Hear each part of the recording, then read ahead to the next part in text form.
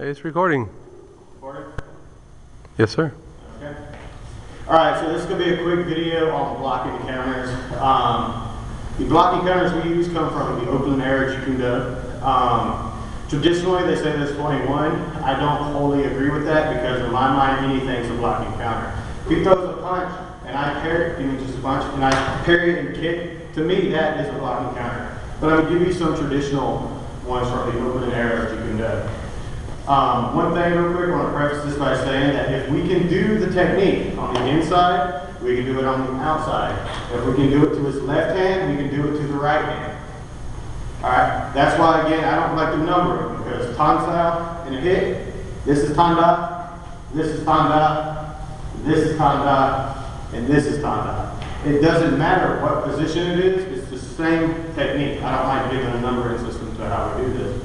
Some basic ones that I'm going to share with you is if we're going to go off of a right hook, just to make it simple. He's going to give a right hook. The first one I'm going to do, I'm going to step in and hit and do a Tansao as my cover. When he throws a punch, here. This is Tanda. Now if he gives me the left hook, Tanda this way. Okay. Now, as a beginner, what you do is you block and hit. I want you to eventually get to the mindset of you hit and you cover. In reality, he throws his punch, he throws it fast. That is my attack. That is my attack and my cover. And what I mean is, I'm just putting this up as secondary insurance. I want you to have the mindset. Is he still on the camera? Yep. I want you to have the mindset that when he throws a hook punch, you're blocking. This is just there, I mean, you're hitting. This is just there as insurance. But as a beginner, with the defensive mindset, you're already turning to block, so you might as well throw the hit behind it. And reality is you're hitting him and you're covering just for insurance. Especially, let's say he gives me a right straight punch. When he's throwing this at me, flick it out fast, this is my attack, this is my cover. The arm, my arm cutting across his arm is stopping him from hitting me. I put this up for insurance for the next punch. If he throws us another straight, I can pick it up here, or if he throws it straight at my nose, I pick it up here, and I hit it. So just have that mindset in, and I'll go back into the basic blocking counters. Alright, just we'll go off that. When he throws the punch, Tanda is the first one.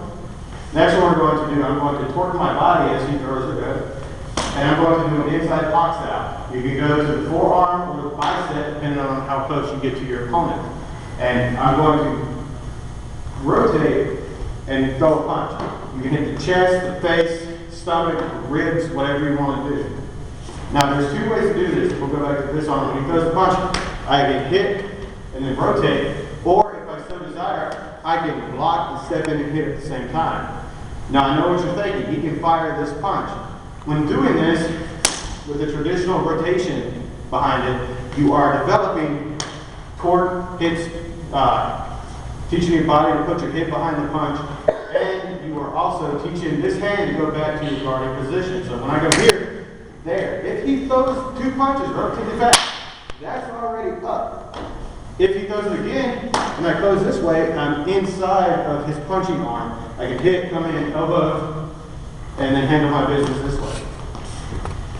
The next blocking counter we're going to go over is what we call an inside displacement. He's going to give me a hook. I'm going to snap, grab, and back fist. Again, you can back fist high, you can back fist low. You don't even have to back fist. You can go a hand sword, hammer fist. You can come in and hit him with a bridge hand. The choice is yours. And again, remember that if you can do it on the inside, you can do it on the outside. That same motion off of the left jab, I'm coming in here, I can hit low. I can hit high, bring it into arm locks, whatever I decide to do. One thing, where I have a mixed lineage, we use our blocking counters, or again, I call them attacking covers. We use them as entries into our attack. So if we combine this with the Survival Solutions lineage or Paul Lumek's lineage, depending on how you want to look at it, I'm going to let him attack. I'm going to attack him this time. What he's going to do is do one of the three blocking counters I just showed you, and he's going to add the straight blast behind it. So when I go a punch, he does this, and then this is our pressure. Termination, of course, is anything that you want it to, anything you want it to be, and that can be, traditionally it's elbows, knees, and headbutts. You can turn it into a takedown if you so desire. The choice is yours. We focus on fluidity and what happens in that given moment. So again, he's just going to do the straight last after he does the blocking counter of his choice. I'm going to put him on the spot a little bit in front of the camera, see how he moves. I'm going to tackle either the left or the right. I'm just going to give the push for now, and he's going to respond accordingly. Just symbolize what you want to do. You can hit with the blocking counter. Just don't punch me any time unless they're relaxed. Good.